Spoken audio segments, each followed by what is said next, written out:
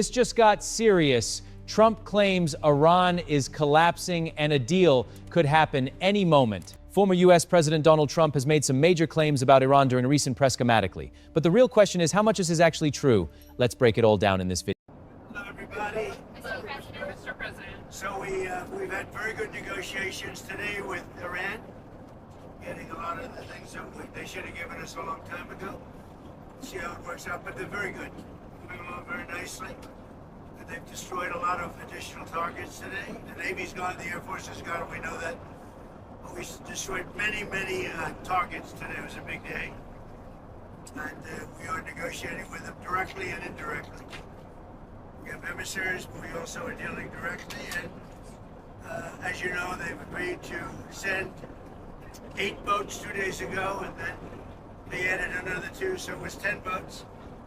And now today they gave us as a tribute, I don't know, I can't define it exactly, but they gave us, I think out of a sign of respect, 20 boats of oil, big boats of oil, going through the Hormuz Strait. And that's taking place starting tomorrow morning. Over the next couple of days, a lot of boats. And I would only say that we're doing extremely well in that negotiation. But you never know with Iran, because we negotiate with them and then we always have to blow them up. Whether it's the B-2 bombers or just terminating, as an example, the Iran nuclear deal done by Barack Hussein Obama, probably the worst deal we've ever done as a country, one of the dumbest deals we've ever done. But I terminated it, unfortunately, otherwise right now they'd have a nuclear weapon. Then we did the attack with the B-2 bombers and we stopped them from having nuclear. And now we had to blow them up again. And we will probably, I think we'll make a deal with them, pretty sure. Whether it's possible, we won't. But we've had regime change, if you look already, because the one regime was decimated, destroyed, they're all dead. The next regime is mostly dead. And the third regime, we're dealing with different people than anybody's dealt with before. It's a whole different group of people. So I would consider that regime change. And frankly, they've been very reasonable. So I think we've had regime change. I mean, we can't do much better than that. The regime that was really bad, really evil was the first one. That was done. The second was appointed, and they're gone. They're all dead, other than one who may have a little life in them. And then there really are the third group. And the third group of people that seem to be much more reasonable. It truly is regime change. And regime change is an imperative. But I think we have it automatically. I did something today. We just got these in from the architects. A lot of people are talking about how beautiful the ballroom is. For 150 years, they've wanted to build a ballroom at the White House. And other presidents have wanted it. When we have dignitaries coming like President Xi of China or anybody else, we have very small rooms. They're not big enough to handle the kind of capacity that you need. This is the same height as the White House. It's an incredible fitting. You see what that is, right? Nice. I'll show you. Here's another view. This is coming from right opposite the Treasury building. Beautiful Capitol. Beautiful building. One of the, I think it'll be the finest ballroom of its kind anywhere in the world. A lot of people are giving it really good reviews. Some are giving it reviews without even seeing the building, because this just came out today. These pictures were just made today. We got rid of, quite a while ago, the stairs on the south side, and it's become really beautiful. But it matches and fits the White House. It's also capable of handling the inauguration. We have all bulletproof glass. We have drone-proof roofs, ceilings, everything's drone-proof and bulletproof. And unfortunately, we're living in an age where that's a good thing. And this is the view from the Treasury, opposite the Treasury. Let me see another one of them. Here's a view from on the south with the porch, which is a porch, and it's also a fire stair, basically leading down to the grounds. And that porch will be magnificent, looking in between the columns. they no longer, we took the stairs out that were on the south side and really replaced them with these stairs. So you have an open porch and you have the closed porch under the columns overlooking the Washington Monument, the Jefferson Memorial, and the Lincoln Memorial / Monument. So that's great. This is a view of the columns as they are going to be made. They're going to be hand carved and they're beautiful. Top of the line, they'll be Corinthian, which is considered the best, most beautiful by far. Okay? What's your timeline? That's it. Timeline. So we're ahead of schedule and under budget. And all of this money, all of the money paid are paid by myself and donors. It's all donors. There's not one dime of government money going into the ballroom. Now the military is building a big complex under the ballroom, which has come out recently because of a stupid lawsuit that was filed. But the military is building a massive complex under the ballroom, and that's under construction, and we're doing very well. So we're ahead of schedule. It's part of it. And the ballroom essentially becomes a shed for what's being built under the military, including from drones and including from any other thing. The glass on the windows, you see the big windows, the glass is extremely thick. It's high-grade bulletproof glass. So all of the windows are bulletproof. I think the Times wrote to you, some of the windows are fake. We have no fake windows. They talked about a stairway in the south. We don't have a stairway in the south. That was replaced a long time ago. But this is a view of it from the north, and that's, if you see it, it fits in with the White House. It's almost a twin to the White House. It's something we just wanted to pay tribute to the White House. And so that fits in beautifully. Let me just see another one. Here's another one. Wait, excuse me, wait. I thought I'd do this now because it's easier. I'm so busy that I don't have time to do this. But I'm fighting wars and other things. But this is very important because this is going to be with us for a long time, and it's going to be, I think it'll be the greatest ballroom anywhere in the world. It's its highest level. Same height, exact height, if not higher, same height as the White House, exactly the same height. And if you look, you have the White House over here, and you have this, and that's a duplicate of the wall. So it pays total homage to the White House, which is, I think, very important. Sir, Mr. President, a deal in Iran this upcoming week. Say it? Sir, could you foresee a deal in Iran this upcoming week? I do see a deal in Iran, yeah. Mr. President, Could be soon. are you considering still putting boots on the ground, and would you do that without going to Congress? I just have lots of alternatives. We have tremendous numbers of ships over there. We don't need them though because of, you know, the power. Look, I would say we're just like we're ahead of schedule on the ballroom. In a much bigger way, we're ahead of schedule with Iran. We're weeks ahead of schedule. If you would have said that in 3 days we were going to knock out 158 ships, their entire Navy, which we did, we knocked out their entire Air Force. We knocked out most of their missiles. That's why you see missile attacks when they're down to just sputtering. And we have a group, it's really a new regime.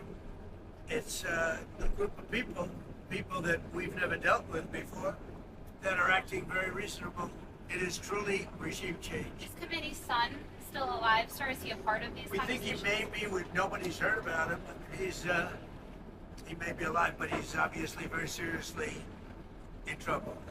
He's seriously wounded. You had offered that 15-point plan to Iran. Did they ever come back with Yeah, a they response? came back on the What did 15-point they plan. say? They gave us most of the points. Why wouldn't they? And you make it sound like they made some concessions. Can you identify those? Well, they're agreeing with us on the plan. I mean, we asked for 15 things, and for the most part, we're going to be asking for a couple of other things. And just to prove that they're serious, they gave us all these votes. When I talked about 4 days ago a present, I said they gave me a present. But I didn't think I was at liberty to say what it was. What it was 8 plus 2. It's 10 massive boatloads of oil. And today they gave us another present. They gave us 20 boatloads of oil. That starts being shipped tomorrow. We're having very good meetings, both directly and indirectly, and we're getting a lot of very important points. Sir, were you caught off guard when the Senate passed the DHS funding bill? It's a shame. They should really just go to a filibuster. They should terminate the filibuster. And will you compete? And they should vote. That's what I think. Look, I think the Senate is playing too soft. The Republicans are wonderful people, but we're dealing with very sick individuals. The Democrats are sick. There's something wrong. They're like terrorists. And we have to protect our country. We have to protect our border. We have to protect our wall. If it was up to them, they'd open up the wall, they'd let millions of people pour into our country again, and we've all been through that. I don't care if you're liberal or you're conservative. What we have now is we have a beautiful, closed border. We're getting murderers out of our country that Biden let in, the administration, the Democrats. We're getting the drug lords out of our country. We're bringing them back to other countries where they came from all over the world. We have great crime numbers despite the fact that they let in 25 million people. And we're focused on the bad ones. I mean, the ones that came in, we'll work on something, but we have to get the killers out. We have to get the drug dealers out. We have to get the criminally insane. We have people that are criminally insane. They are unbelievably violent people that come out of insane asylums. The Democrats want them protected. I want them out. They have to be Would you out. sign a DHS You deal can't without have a ICE? country if they're here. Would you sign a DHS deal without ICE funding in it? ICE is vital to the well-being of our country. ICE, first of all, they're great patriots, but they are physically and mentally very strong people. And they are able to protect us from the animals that have been sent in, allowed to be sent in by the Biden administration, where you have people, jails were prisons from Venezuela, from the Congo, from all over the world, from every continent. They were allowed to come into our country, totally unchecked, totally unvetted. You can't have a soft, weak, sad person deal with this. You need strong people. Now, they love our country. They're very brave. They're very strong, like some of these guys. But you have to have these people removed or you don't have a country. So we had the best crime numbers that we've had. Murder numbers, the best in 125 years. Think of it. Since the year 1900, before my father was born by a lot, we have the best crime numbers. And we're going to keep it that way. And that's despite the fact that so many criminals were allowed into our country. So we need ICE, we need Border Patrol. The last thing you people want to see is our country overrun again by criminals. And that's not going to happen. We're not going to let that happen. And by the way, our country doesn't want that. Mr. President, some Republicans, including Senator Mike Lee, say reconciliation won't work to pass the Save America Act because it's not budget related. What's your response to that? Well, they say, and they'll have to, the parliamentarians going to have to make a decision on that.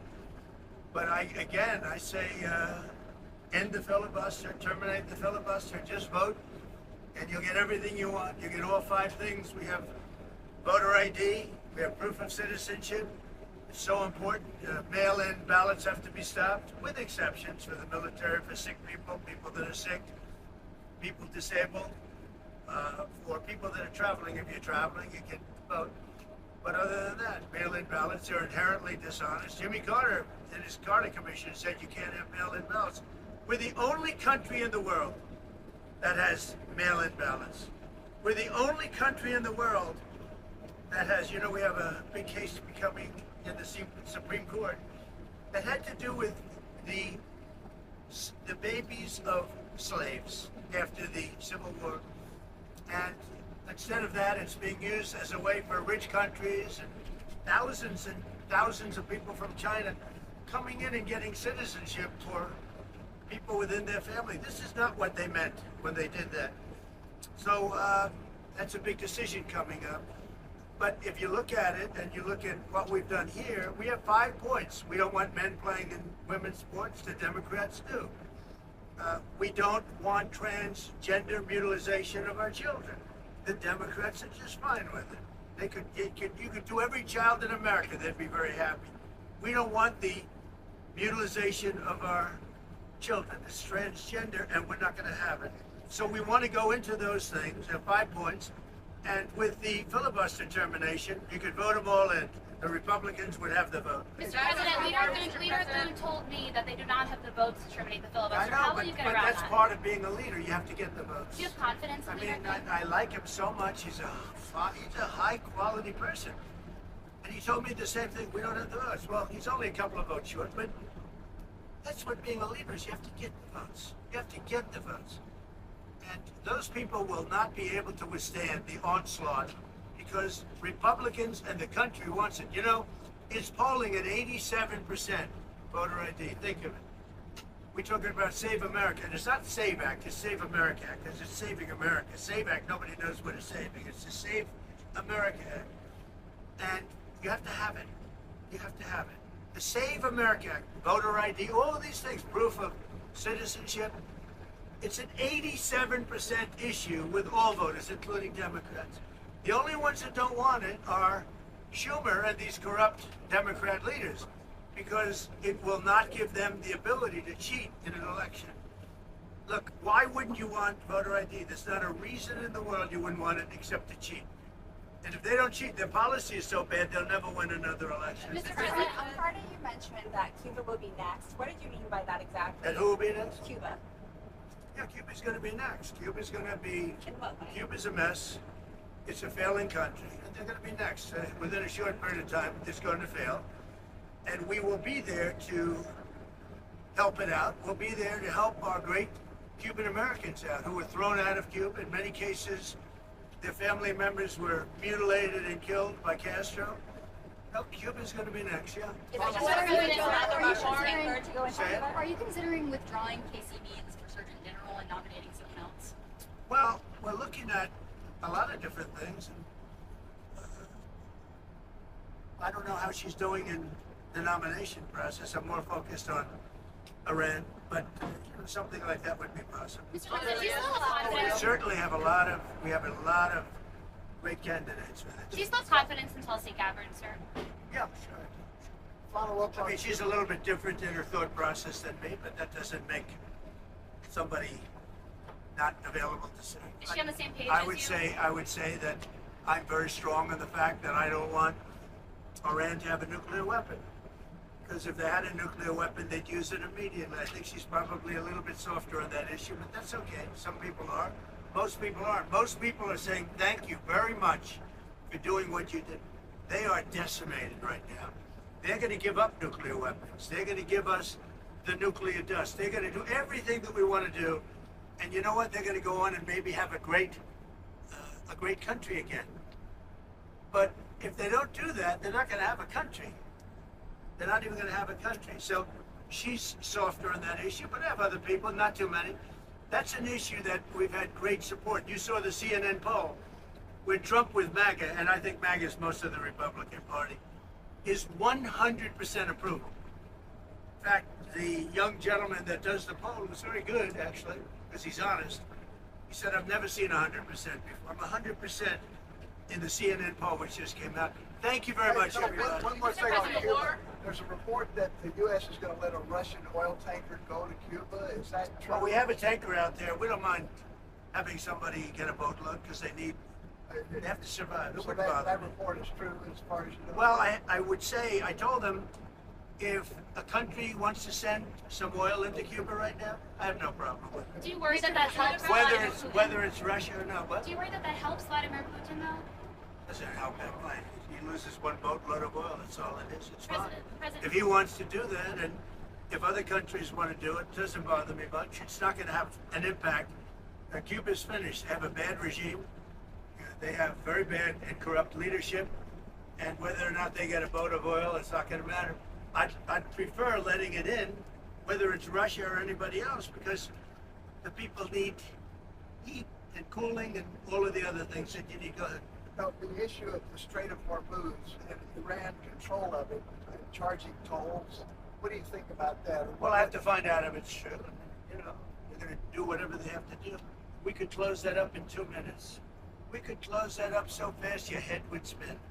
Do you want to see Gulf countries that are being attacked by Iran to start to fight back? They are fighting back. Saudi Arabia is fighting back hard. Qatar is fighting back. UAE is fighting back. Kuwait's fighting back. Bahrain's fighting back. They're all fighting back. Actually, they were surprised to be hit. I was very surprised they got hit. And once they got hit, they started fighting very well. We're very strong communications with all of those countries, and they've all been fighting. They're 100% on our side. Mr. President, how long can you pay TSA workers for? How long can you pay TSA workers for from the One Big Beautiful Bill? Well, we're going to pay them for as long as we have to, and I will tell you, the ICE workers have been amazing, and they're helping people with their bags. It's very interesting. We put ICE there, and ICE got a very unfair press. They're doing an amazing job getting hardened criminals, murders. 11,888 murders were allowed to come into our country through Biden, and ICE has been amazing. Now, we said, give us a little hand during this period of time, because this is caused by Democrat terrorists. These people are sick. They don't care about our country. They don't care about people. But what it's all about really is they want to have open borders, and they want to have criminals come into our country so they get more votes, because they're losing votes fast. Look at how I did with the Hispanic population. And now I'm doing even better with the Hispanic population. And that's bad for them. They always had it. Now they don't have it anymore. These are people that want our country to fail, and the voters see that. Thank you very much. Thank you. Thank you, Mr. President.